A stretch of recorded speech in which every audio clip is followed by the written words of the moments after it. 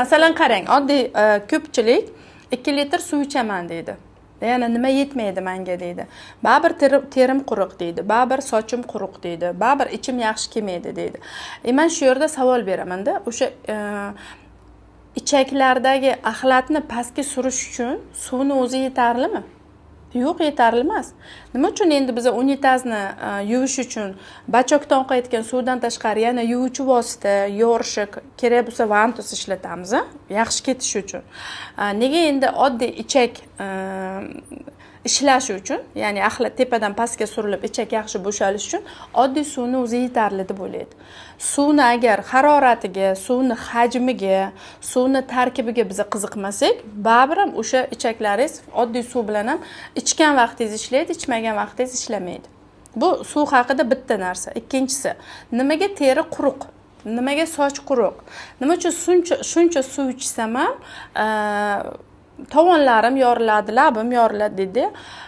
Yo'g'on ichakdan suv so'rilish kerak va o'sha yo'g'on ichak agar oxirigacha bo'shalmasa, masalan katta hojatga har kuni chiqaman, lekin har kun chiqaman dedi. Keyin men shu yerda aytaman, bo'shalish hissi bo'ladimi? To'liq. Nimadir qolib ketganday bo'lmaydimi? Desa, bo'ladi dedi. Bo'pti-da, o'sha ichak devorlari, yo'g'on ichak devorlari gofrabrazni bo'lgandan keyin axlat yotibdi uni, qat-qat bo'lib. Suv borish kerak-da, suv singish kerak, o'sha devorlari ochiq bo'lish kerak. Suv singa olmaydi, chunki axlat qoplanib yotibdi. Ya'ni o'sha yerda qanaqa suv ichmang, suvni o'sha yo'g'on ichakda so'rilishini o'ylagan holda hajmni ichimiz kerak. Masalan, ertalab turdik, 1 stakangina suv ichdim deydi. 1 stakan suv yetarli emas. Ichak ishlab ketish uchun va organizmga o'sha qonni tarkibi suyulish uchun 1 stakan suv yetarli emas.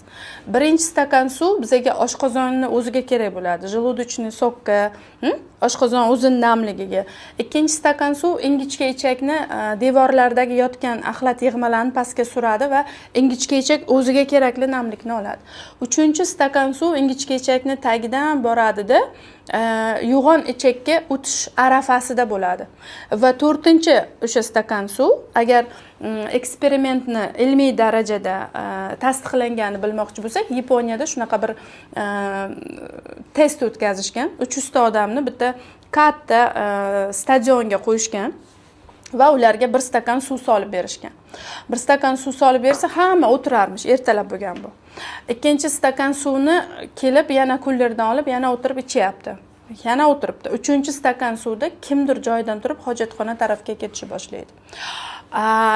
4-chi stakanni to'ldirib, oldiga o'tirib hali bir shuncha bir 40-50 millilitr ichgan odamlar hammasi ko'tariladi, turib hojatga chiqadi. Ya'ni katta hojatga me'yorda chiqish uchun ham ertalab kamida 640-700 millilitr suv kerak bo'ladi. Masalan, o'rtacha 70 kilogacha bo'lgan odamga 640 yetyapti.